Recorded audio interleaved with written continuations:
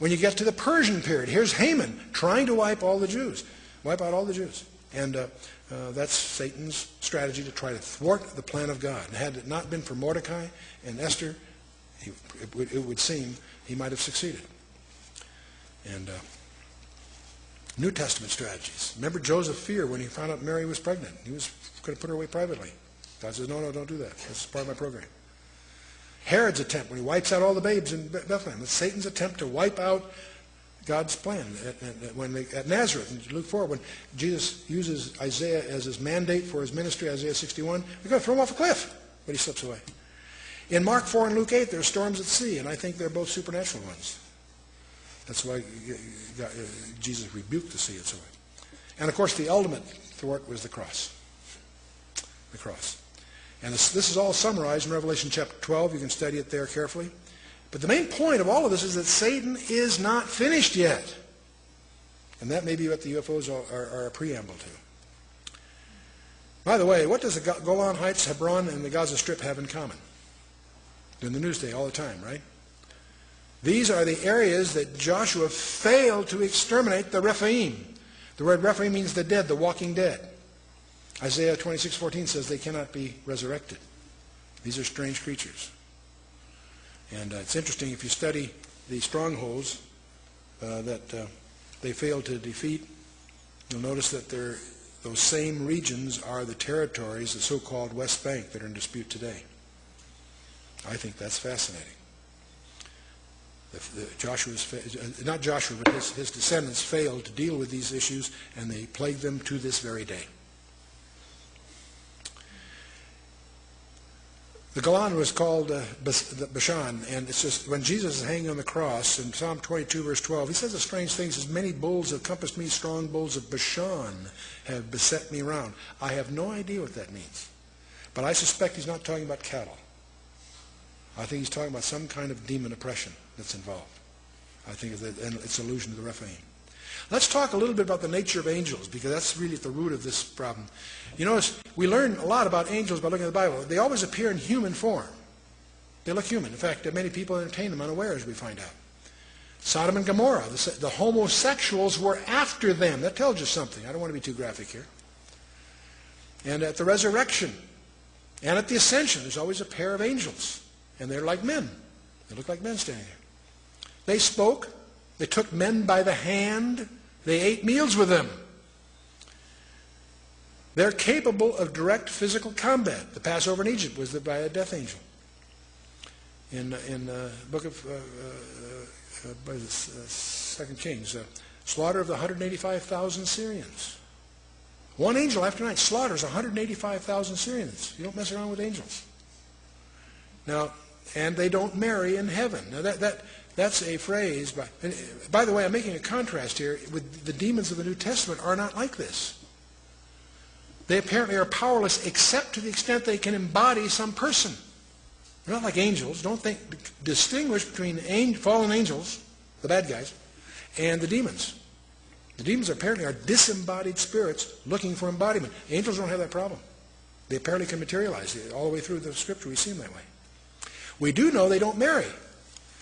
Because the question everybody has is, can angels have sex? The Scripture says no. No, it doesn't say that. Jesus says, for in the resurrection they neither marry nor are given in marriage, but are as the angels of God. He's talking about that in our resurrection bodies we don't have sex because we're immortal. There is no procreation. There is no reproduction issue. And angels, he's talking here about the angels of God in heaven. I would not speculate on the technologies available to an angel who falls. And that's what we're dealing with here. Now, there's a strange word that gets overlooked by the scholars in general, and I've participated in some translation issues on this very issue. There's a word called okaterion, and it refers to the body as the dwelling place for the spirit. It only occurs twice in the Scripture, and it's very interesting where it does. It occurs in Jude 6, and it's the word that describes what the fallen angels disrobed from. And in 2 Corinthians 5:2, it speaks of, it alludes to the heavenly body that you and I, as believers, aspire to be clothed in. Same word, okaterion. I think it's a technical term. That's overlooked by the scholars. In Jude 6 and 7, it says, when the angels which kept not their first estate left their own habitation. That word habitation is okaterion. They disrobed from the body that they were given to indulge in this mischief in Genesis 6. The angels which kept not their first estate, but left their own habitation, he hath reserved in everlasting chains under darkness in the judgment of that great day. Even as Sodom and Gomorrah and so on. We went through that before. The word is okaterion. In 2 Corinthians 5, 1 and 2, Paul tells the Corinthians, for we know that if our earthly house of this tabernacle were dissolved, we have a building of God, a house not made with hands, eternal in the heavens. And for this we groan, earnestly desiring to be clothed upon with our house which is from heaven. The word translated house is okaterion. That which those angels abandoned is what we aspire to, that kind of a habit, if you will. Okaterion again. Anyway, let's talk about something else we talked about earlier and mentioned earlier we should get into. Alien abductions.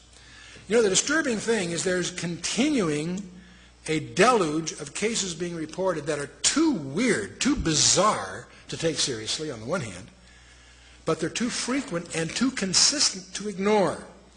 And estimates of 1 to 3% of our population have been reported in the professional journals. All the strange episodes seem to involve the implanting or the harvesting of human fetuses as a primary topic.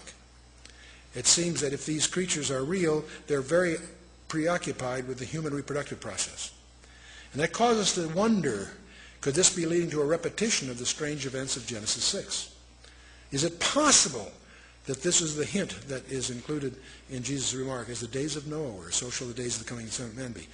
Dr. John Max, a Pulitzer Prize-winning MD, he head of psychiatry for Harvard's hospital there, and he's written on this area. He says, the idea that men and women and children can be taken against their wills from their homes, cars, or schoolyards by strange humanoid beings, lifted into spacecraft, and subjected to intrusive and threatening procedures is so terrifying and yet so shattering to our notions of what is possible in our universe that the actuality of the phenomenon has been largely rejected out of hand or bizarrely distorted in most media accounts.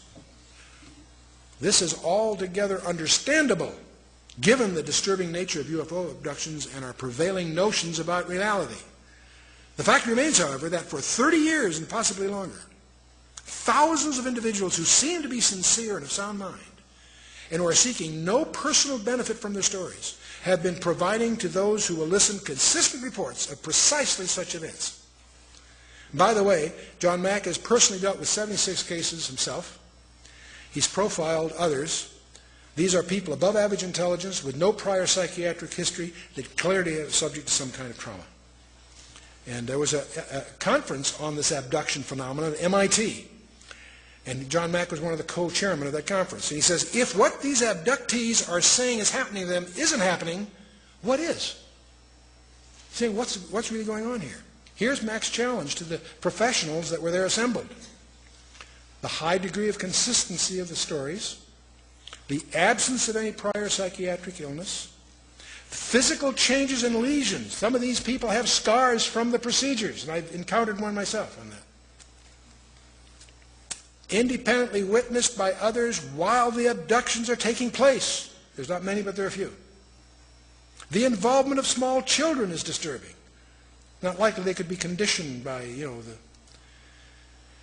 Well, let's move on. The cosmic deception, what's the biggest lie of all? It's interesting. This all started back in Genesis 3. When God declared war on Satan, he says, I will put enmity between thee and the woman, and between thy seed and her seed, and he shall bruise thy head, and thou shalt bruise his heel. And from this verse we get one of the messianic titles of Christ, the seed of the woman. What many people overlook, there's two seeds mentioned here. The other seed is the seed of the serpent. And so we have the seed of the woman and the seed of the serpent. And the seed of the serpent, we find all kinds of idioms, the red dragon in Revelation 12, the coming world leader, as I sometimes call him, the false prophet in Revelation 13. These forces are still at work and behind the world powers today. Check out Daniel 10 and really understand what's going on there. All of us have studied Daniel 2 and the sequence of nations, or empires I should say, that were re-echoed